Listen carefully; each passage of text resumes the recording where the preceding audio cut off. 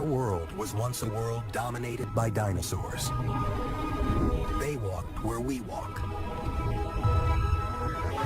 They drank the same water,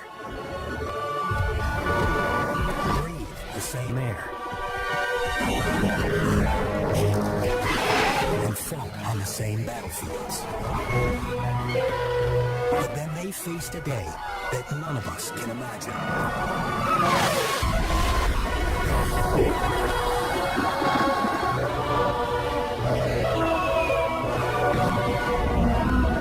Some of the most critical hours in the history of life on Earth.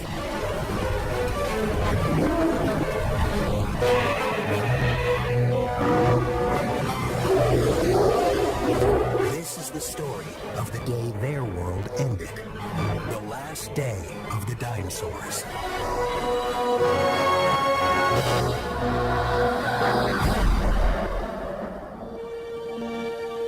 Earth, 65 million years ago. A warmer place than it is today. Along the west coast of what's now North America, mountains tower over a lush, forested valley. It's the domain of the ultimate forms of prehistoric evolution. Dinosaurs.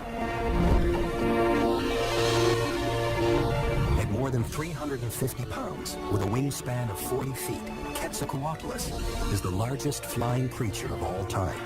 A mile down, a breakfast no carnivore can resist.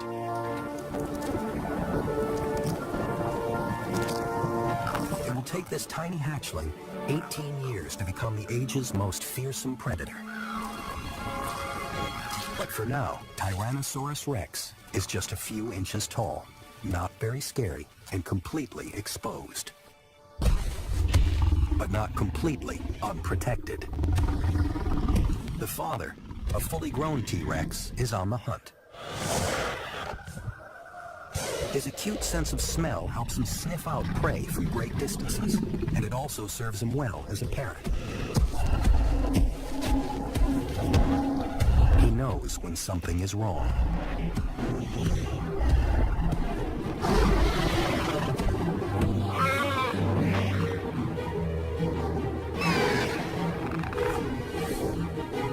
Quetzalcoatlus's metabolism demands that it eat regularly.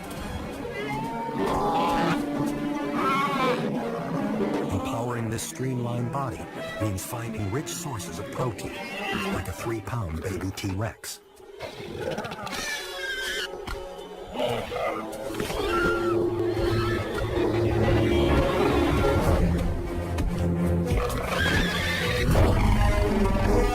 Quetzalcoatlus's huge wings are perfectly adapted for long-distance gliding. But its sheer size makes it hard to lift off when it's backed into a corner.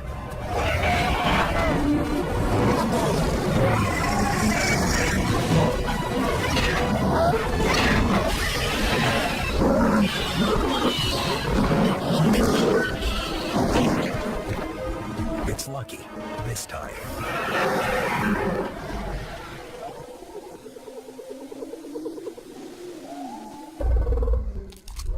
Of the entire clutch of T-Rex eggs, only one chick survives. And if it grows up, it will grow to be 17 feet tall and weigh more than 7 tons.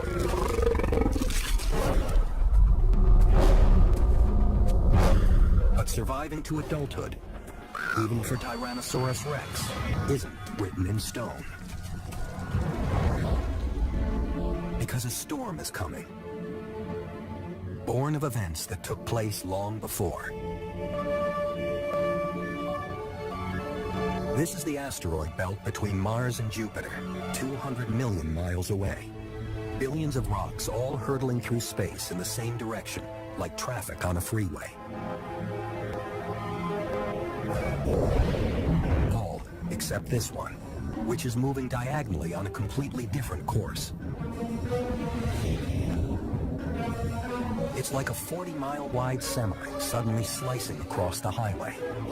But this truck is going 22,000 miles an hour.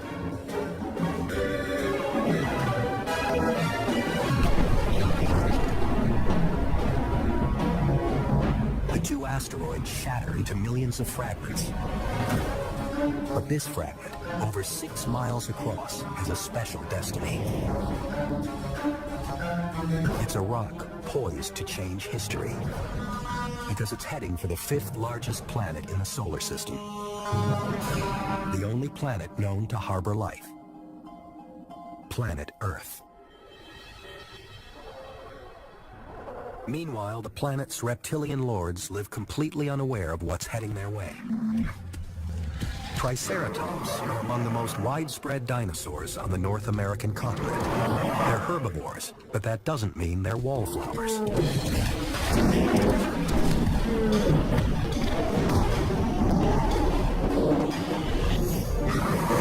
Male Triceratops take their mating rights very seriously, and at up to 6 tons each, a face-off can be fatal. This time, intimidation does the trick. But there's another enemy waiting in the wings. He's not after mating rights. The Triceratops is fast and well-armored enough to stand a chance against T-Rex, but not against 2 of them.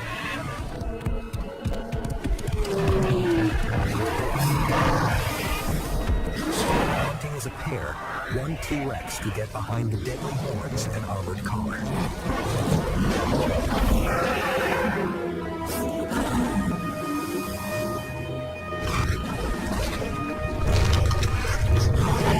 There's enough meat here to feed them both for weeks, but they may not have the time to enjoy it.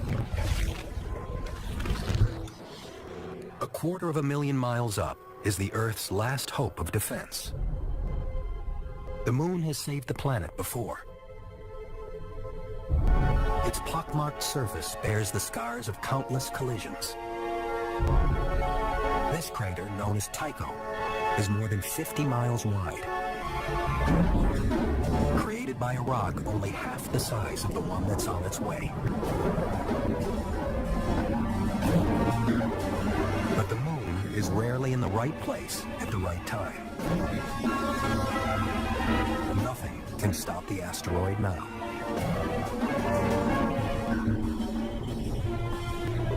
This cosmic missile isn't as alien as it seems. Like the Earth itself, it's made up largely of rock and water. In the cold vacuum of space, the water freezes into a hard permafrost. But on the inside, there's a chemical cocktail composed of carbon, hydrogen, and oxygen. Key ingredients for life. Asteroid fragments like this one may have provided the building blocks for life on Earth. Life that evolved into dinosaurs. But what gives life can also take it away. Most dinosaurs in the valley hunt and forage during the day and sleep at night. This giant herbivore, an ankylosaurus, keeps one eye open for predators. Under the cover of darkness, very different creatures emerge from their hiding places. Like Masodma, a primitive mammal about the size of a possum.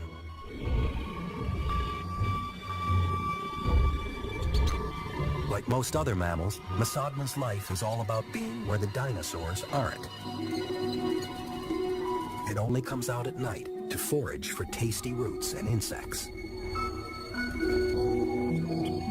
While the giants sleep, it's the meek that witness a cosmic event. A meteor shower. Each streak of light is a tiny fragment of the asteroid collision, burning up as it enters the atmosphere. But these are mainly outriders of the much larger missile hurtling through space. An asteroid locked into a head-on collision. The day of reckoning is here. After a journey lasting 100 million years, an enormous chunk of cosmic rock is approaching the end of the line. And the end of the line is Earth.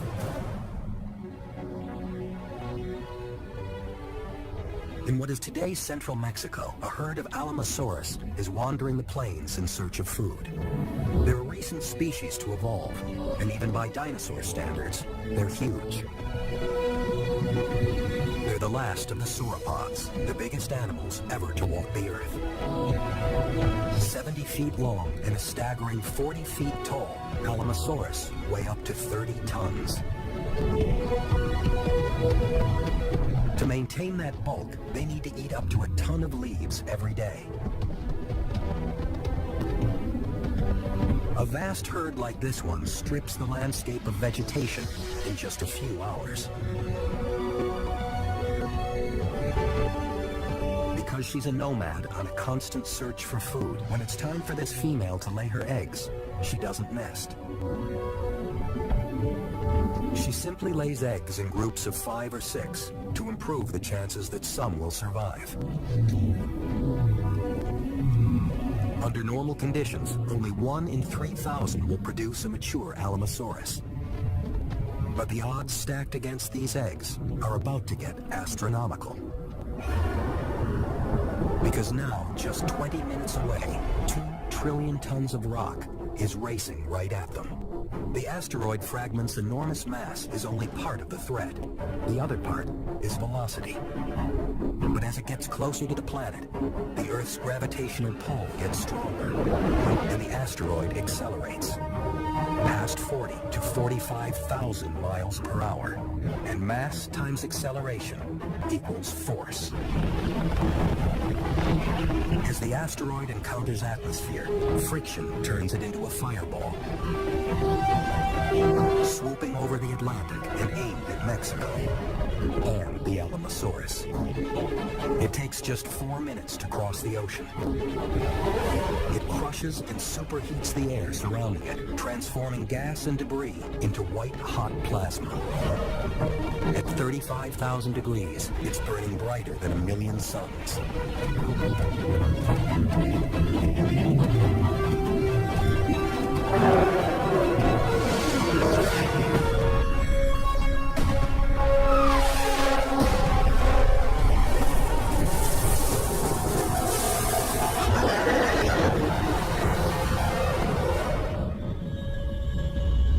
It takes just 5 seconds to flash through the atmosphere. Impact seems instantaneous. But hidden within the cataclysm are a series of discrete events invisible to the naked eye, but key to understanding what follows. The asteroid's trajectory is shallow. It flies in at about a 30-degree angle to the surface. This means the full brunt of its destructive power will be thrown to the north of the impact point. Even before the fireball touches down, its sheer brightness in the sky is unimaginable.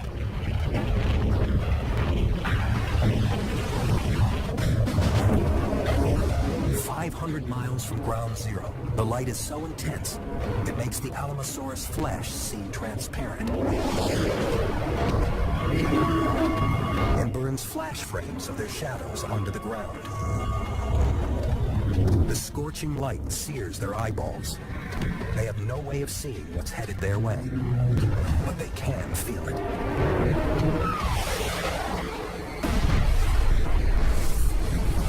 An explosive force of 100 million megatons, more powerful than all the nuclear weapons ever built. If the asteroid had crashed into deep ocean, some of the force would have been absorbed. Instead, it hits the shallow waters of the Gulf of Mexico, which instantly vaporize. In a fraction of a second, the entire asteroid disintegrates into the planet. Earth and rock also vaporize and are hurled skyward at 100,000 miles an hour. Behind them, 80,000 cubic miles of the Earth's crust explode from the ground. 500 miles from the crash site, the air temperature now reaches 600 degrees. Hot enough to boil away the water in the dinosaur's skin, which escapes in sudden bursts of steam. The fiery blasts suck every drop of moisture from the vegetation. Anything directly exposed to the blistering heat is simply broiled alive.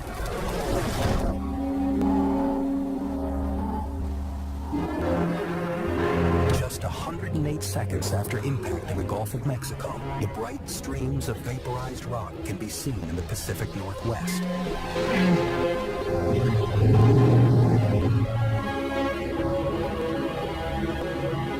From their cliff-top roost, a breeding pair of Quetzalcoatlus can see the glow of the fireball high above the horizon, 3,000 miles away. That's how big it is. Just 2 minutes have passed since the asteroid slammed into the Earth. The body count back near the crash site is immense.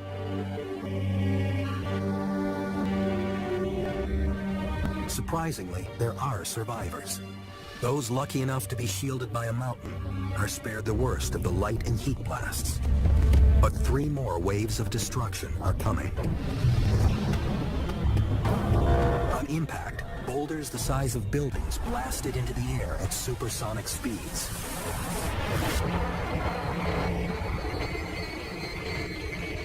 But what goes up must come down. Hundreds of surviving Alamosaurus are bombarded from above.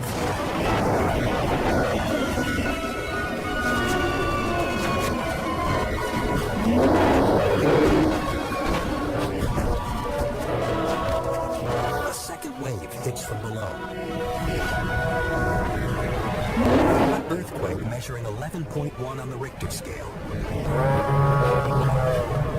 Nearly 60 times more powerful than any earthquake humans have experienced.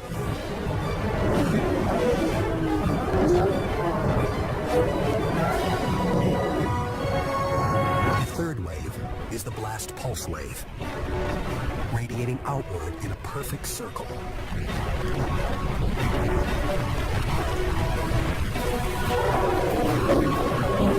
Packing a force that rips through air faster than the speed of sound, stripping skin from flesh, flinging 30-ton dinosaurs into the air like so many rag dolls.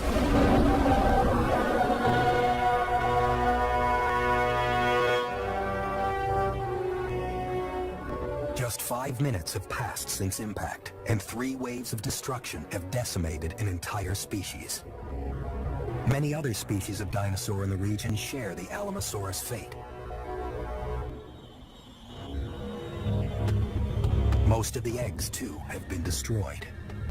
And yet the Earth is a powerful protector. Some eggs, buried in the cool ground, have survived. New Alamosaurus life is growing. There is still hope. For now. An immense boulder the size of Mount Everest crashes into the Gulf of Mexico, driving entire species of dinosaurs to extinction in less than 5 minutes. But the worst is still to come. On the other side of the planet, there's still no sign of trouble. Mongolia is 8,000 miles from the impact. The scrubland here supports hundreds of dinosaur species. For a family of Tyrannosaurus, it's business as usual at a favorite watering hole. They can weigh 4 tons and grow to 40 feet in length. But they're vegetarians and docile, except when they have to defend themselves, or their offspring, which are now at their most vulnerable to the hungry predators that lurk around every corner. Armed with a razor-sharp, oversized claw on its hind feet, this is the jackal of the Cretaceous period. Sir Ornithoides, a very smart reptile. Its brain-to-body weight ratio is among the highest of any dinosaur. It's hungry, but it knows better than to take on a full-grown Tyrannosaurus. not when there are easier targets.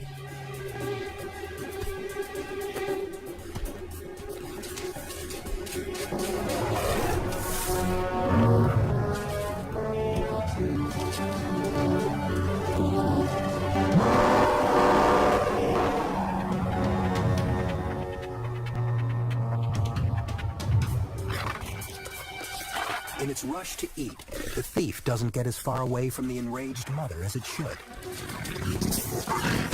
And it can smell its mistake.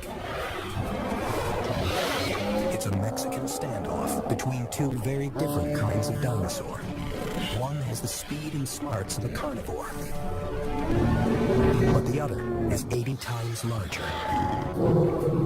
But the large herbivores of this world aren't made for fighting. And that's exactly what the Saurornithoides is counting on, especially when he's got backup.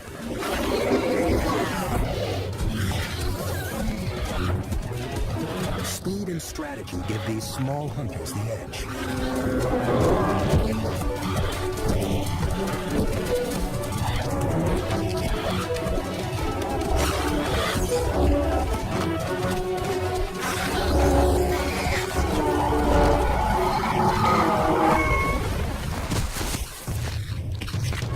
Neither great size nor great intelligence is any guarantee of safety from the kind of enemy that is now approaching. On the other side of the planet, a fireball rises 100 miles above ground zero. 70 billion tons of pulverized stone and earth fill the upper atmosphere with a cloud of microscopic dust and glass. And it's spreading fast. This is the ejecta cloud. As the dust spreads at high altitude, trillions of tiny particles re-enter the atmosphere. The friction creates intense heat, a 15,000-degree dust cloud heating up everything beneath it. From their cliff-top perch in the Pacific Northwest, the male and female Quetzalcoatlus have a clear view of the approaching cloud.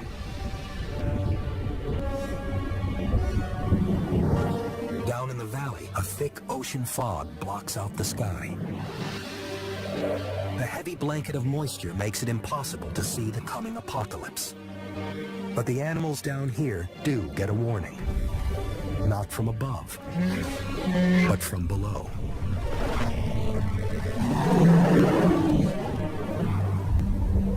When the asteroid struck, most of the energy is deflected, out or up.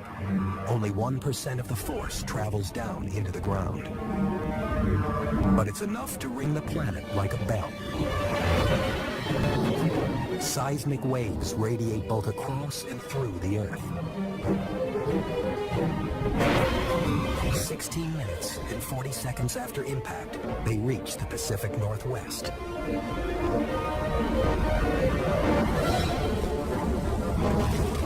In the valley, the ground shakes as the 11.1 earthquake ripples through the ground.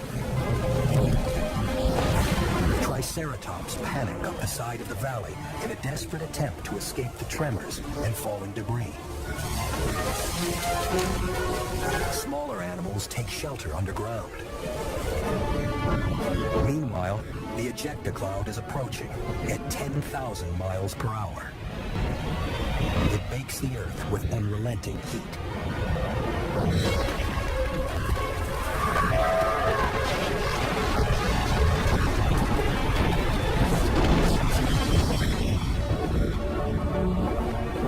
Millions of volts of static electricity charge the cloud like a giant battery, creating a vast electrical storm.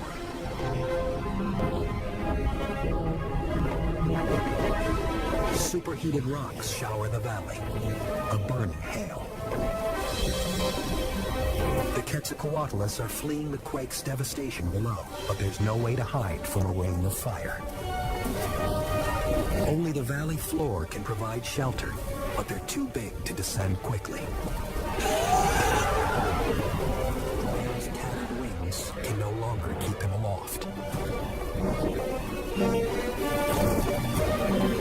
If his mate doesn't find shelter, she'll be next.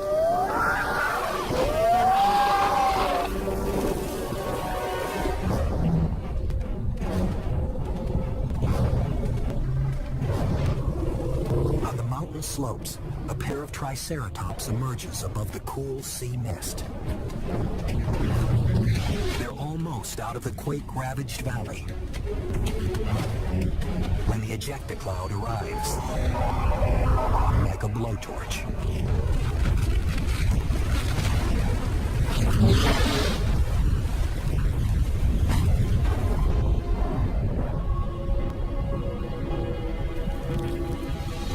A dinosaur paradise just hours ago. North America is now a living hell. But the ejecta ain't finished yet. Not by a long shot.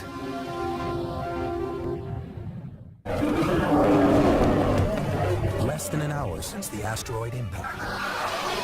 Hundreds of species of dinosaurs lie devastated across the Western Hemisphere. The ejecta cloud continues to spread at high altitude. As it spans the globe, the effects on the ground vary dramatically. 8,000 miles away in Asia, the cloud rolls in silently from the east. In Mongolia, temperatures on the ground tick upwards, a few degrees hotter every second. There's no audible warning, only mounting heat. As the air reaches 120 degrees, the only hope is shelter. At 160 degrees, survival is measured in minutes. Over 200 degrees, just seconds. 90 minutes after impact, the temperature on the ground in Mongolia peaks at 300 degrees. But not every dinosaur is baking alive. The microclimate of a cave can keep a handful of survivors cool enough to breathe. But it's a refuge that has to be shared, forcing an uneasy peace between sworn enemies, one that's already fraying at the edges. Back in the Pacific Northwest, the dense fog still shields the valley from the intense heat above. In sheltered areas like this, small pockets of dinosaurs hang on. For the triceratops here, the high temperatures and humidity force them to keep moving.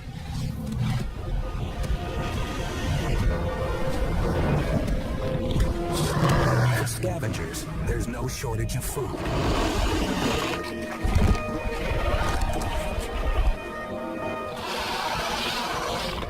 But most animals caught by the ejecta cloud aren't so lucky. The female Quetzalcoatlus is one of the few survivors of her species. The last thing these animals need is a new threat.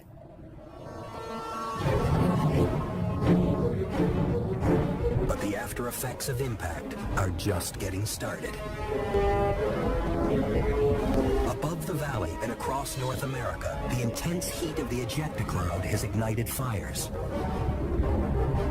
Blazes so intense they generate their own winds. Down in the valley, the air pressure plummets.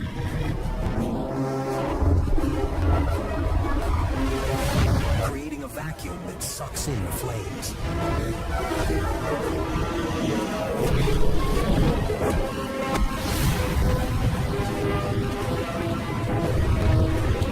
The dry vegetation goes up like a powder keg, building a wall of fire.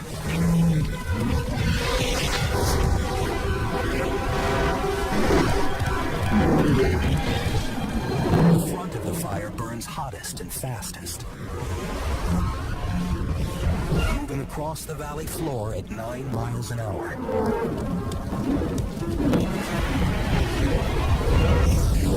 T-Rex can run twice that speed, but it can't keep the pace up forever. The valley basin is now a firestorm. 1,800 degrees, hot enough to melt solid aluminum. The panicked animals race up the valley slopes, but fire goes faster uphill. Some lucky creatures escape below the flames.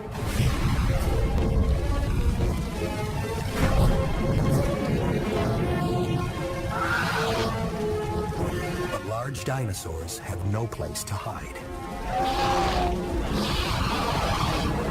Her wings still damaged from the falling ejecta, the wounded Quetzalcoatlus struggles to take off.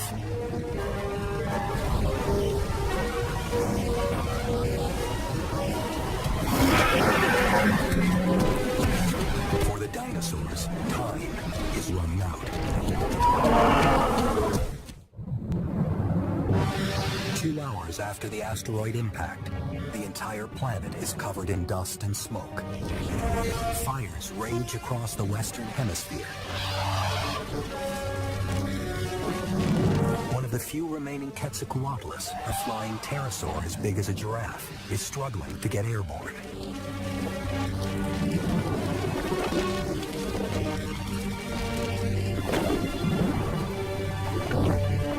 From above, what was once a lush valley is now an inferno. Animals that fly can escape the flames, but there are few places to land, and almost nothing to eat. A food chain once rich enough to support giants now lacks its basic component: plants.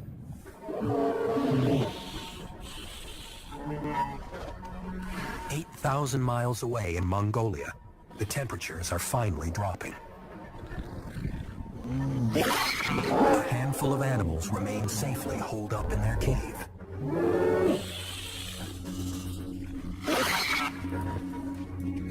It seems the worst is over. The ravenous ornithoidids can't resist the sight of an easy meal.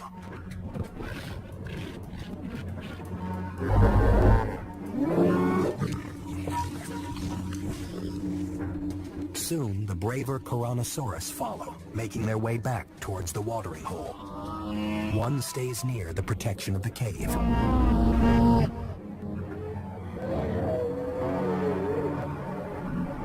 As the ejecta begins to clear, the parting clouds reveal the shift in temperature is throwing Earth's weather systems into turmoil. And in Mongolia, powerful winds are gathering billions of tons of dust and sand. A dust storm forms as hot air rises. Thermal imaging shows how it builds, whipping up loose particles of sand and dust, and gaining energy from the heat of the sand itself. The 300-degree temperatures that baked Mongolia turn a common weather phenomenon into a superstorm.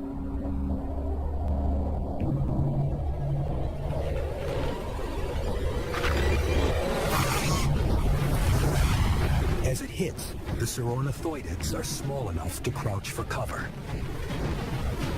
But the Tyrannosaurus are out in the open. The sand blasts their bodies.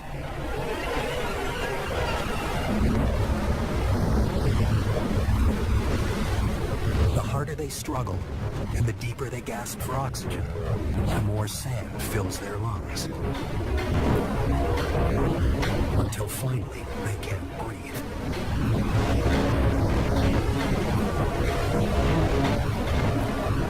The superstorm engulfs much of the continent. It's hours before the winds die down.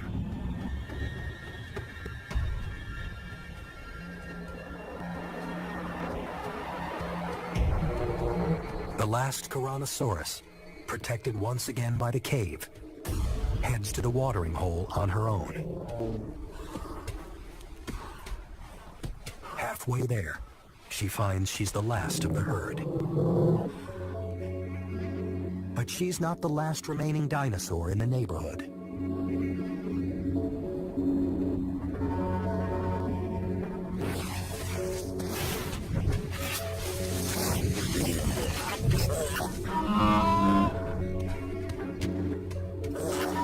Huddled close to a Tyrannosaurus corpse, the ornithoidids were sheltered from the worst of the storm. But the sand has swallowed their meal.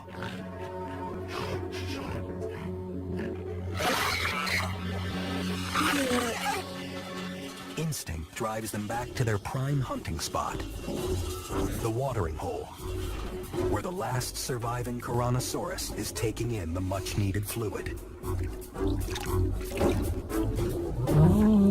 She's lucky to be alive, but too exhausted to run from any new sign of danger. And danger has arrived. The Saurornithoidids are desperate for food, but they're weak from hunger and the buffeting of the sandstorm. Only one has the confidence to attack.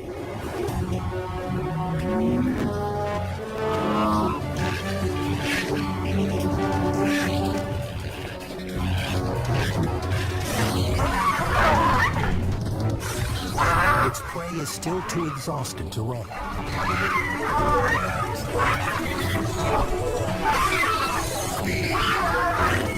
This time, size does matter.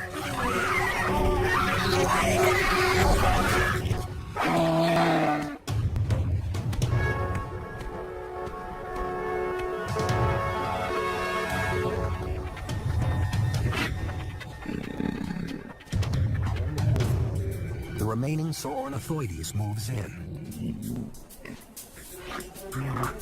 But it has no intention of making a run at the Tyrannosaurus.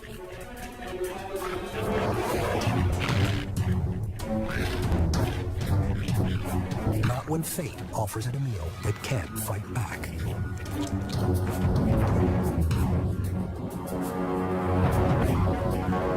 A week after impact, food is in very short supply across the entire planet. Life is hardest for the plant eaters.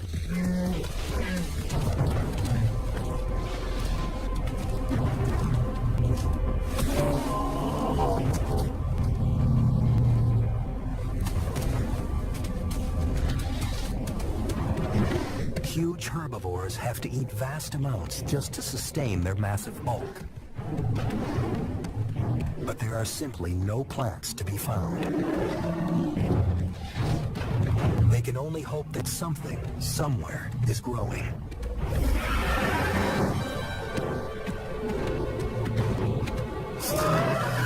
The carnivores are more fortunate. They can eat the herbivores.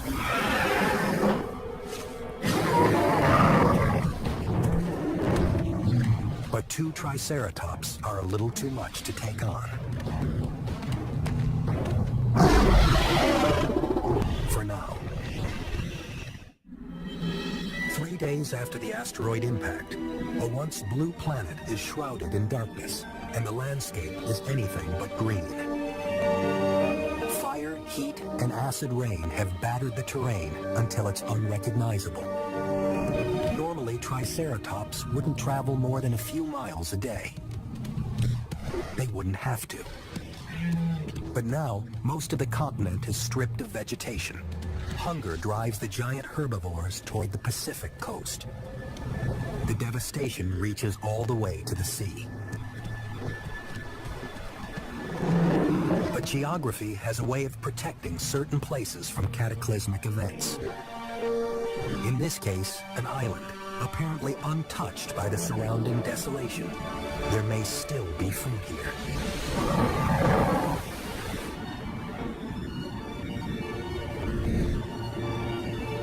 The female Quetzalcoatlus has been flying for 3 days. She's weak and in desperate need of food. From 1,000 feet up, the island comes into view. But all is not as peaceful as it seems. Deep below the surface, the ocean floor was shaken by the asteroid's initial impact. Sedimentary rock disintegrates under the strain and collapses hundreds of feet into the ocean floor.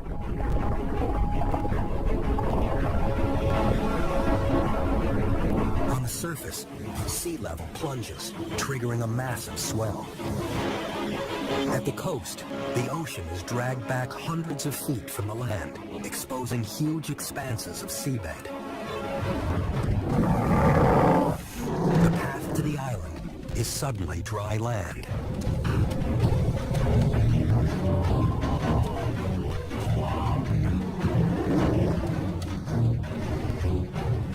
The forest ahead of them appears untouched by the hellstorm of the ejecta. It seems too good to be true.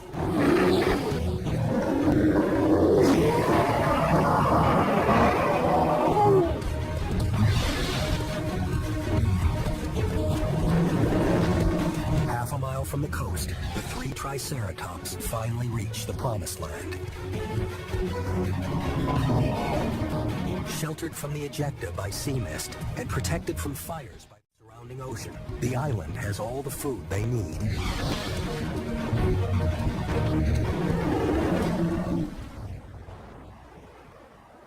The Quetzalcoatlus hasn't had a decent meal in days.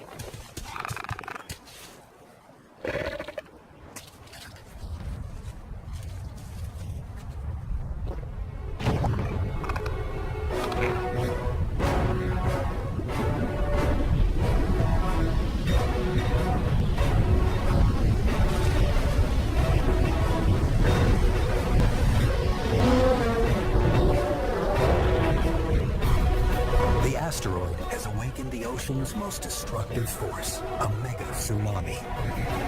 A wall of water 300 feet tall.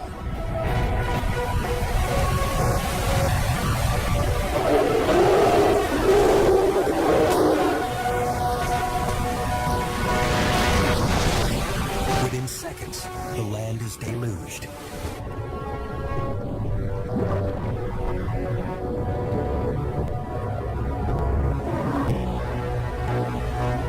As quickly as it came, the flood is gone. But this is only one in an immense army of mega tsunamis. The asteroid impact launches them against more than 13,000 miles of coast. Huge swaths of shoreline simply wash away into the sea. The avalanche of water leaves countless dead in its wake. But as devastating as the first wave of disasters is, there's more to come. In the days following the asteroid's arrival, a series of plagues have been unleashed on the planet. Firestorms, earthquakes, sandstorms, and towering tsunamis. But these are only the outward signs of a catastrophe that reaches much deeper. Across the continents, thousands of dinosaurs may be walking, but their species are already dead. Because to survive, any species needs to maintain a critical mass of population. Fall below that threshold, and there's no way to climb back from certain extinction. The final nail in the coffin may take a while to develop, but it's no less deadly and no less final. The coup de grace for the dinosaurs comes from inside the planet. Because when a rock 6 miles across slams into the Earth at 45,000 miles per hour, it shoots 1 million megatons of energy straight into the ground. Seismic shock waves ripple through the planet.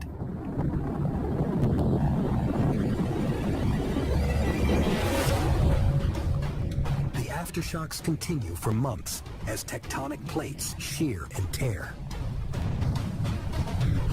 Deep inside the planet, they trigger molten rock to force its way to the surface through newly formed fractures.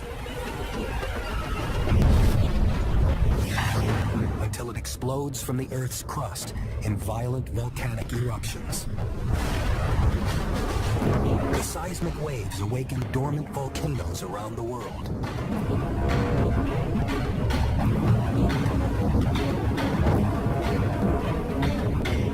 Adding to the debris clouds of dust and toxic gases that already surround the globe.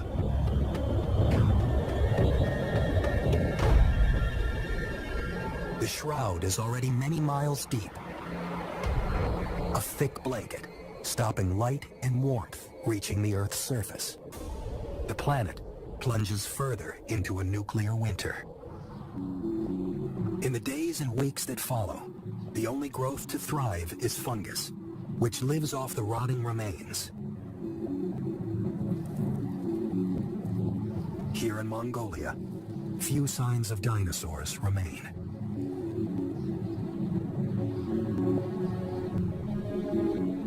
And for the starving Tyrannosaurus, the future looks bleak. But it stays near the cave that has saved it twice in the past.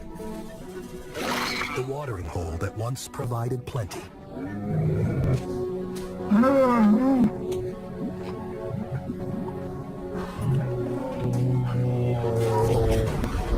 But the last Tyrannosaurus doesn't fall victim to starvation.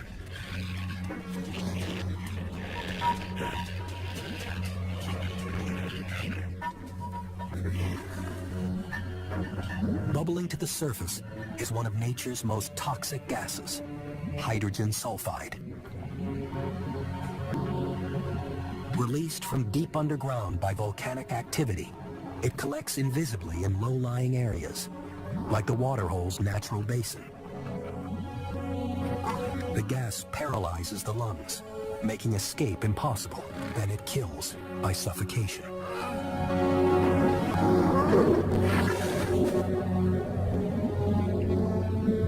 What was once a refuge is transformed into a death trap.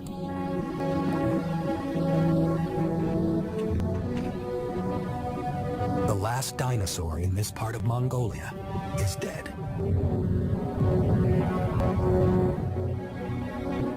Mexico, too, is a graveyard. Just 500 miles from ground zero, it's been hit by wave after wave of devastation. There would seem to be little else that nature could throw at it. And yet, amidst all this destruction, beneath a thin layer of charred soil, a lone Alamosaurus egg survives.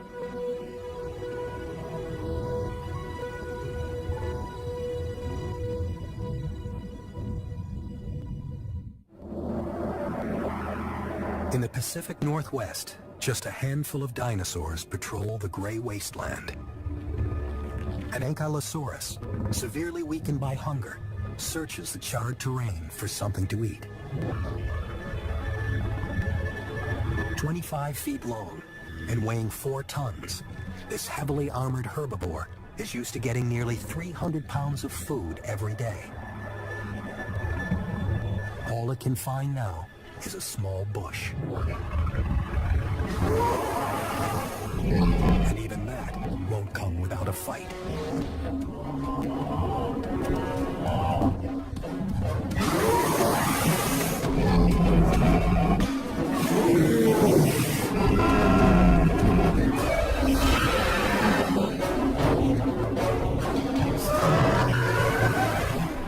But hunger is the least of their worries.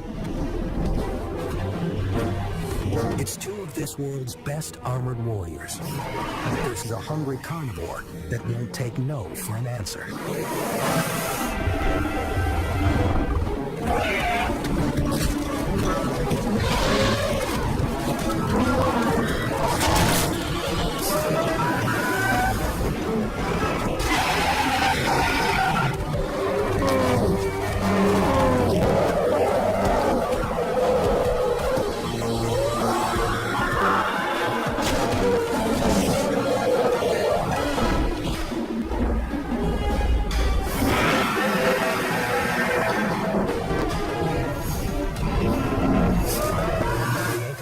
His main defense weapon is a heavy tail club. But it's too weak to get in a good shot.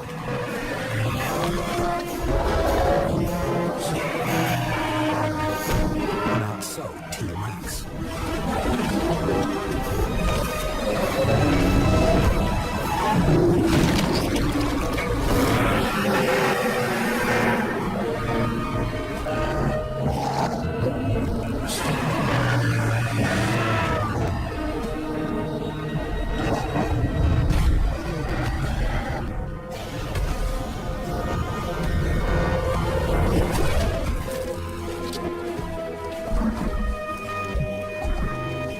Sources disappearing, starving giants are forced to fight for every calorie, even to the death. So the dinosaurs that outlast the ejecta firestorms and poison gas, ultimately fall victim to the demands of their own massive bodies. It took 160 million years to bring the dinosaurs to this point in their evolution. It took just one rock to bring them down. The events triggered by the impact flashed by at breakneck speed. Seismic shocks caused massive earthquakes. Boulders the size of buildings rained down, followed by a brutal blast wave, all within the first 3 minutes. By the time the superheated ejecta cloud hit Mongolia, just 44 minutes later, the whole planet was in shock.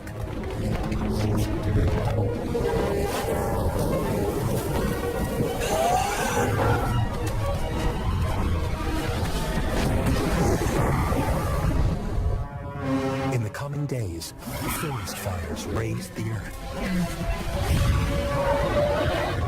Violent dust storms destroyed entire ecosystems. Titanic waves wrecked coastlines.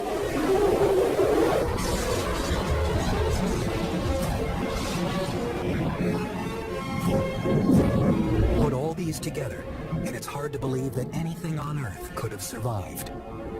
But something has.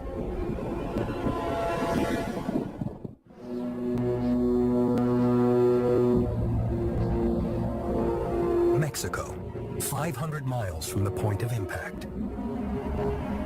The very first landmass to feel the force of the asteroid's strike. A region that has suffered wave upon wave of violence.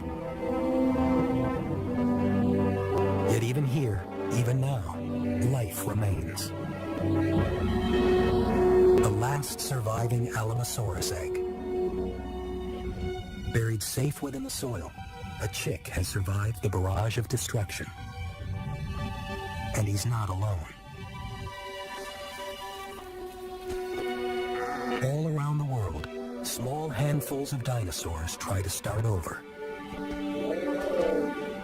But inbreeding and disease weaken their tiny populations.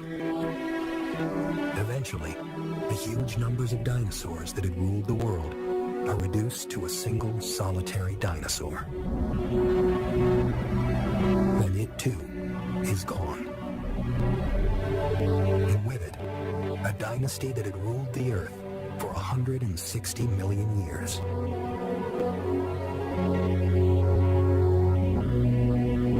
But dinosaurs weren't the only animals on the planet. There were other humbler life forms that had lived in the dinosaur's shadow for a very long time. When floods and firestorms hit, they found shelter underground. Some hid deep inside trees and plants. Others took refuge beneath the soil.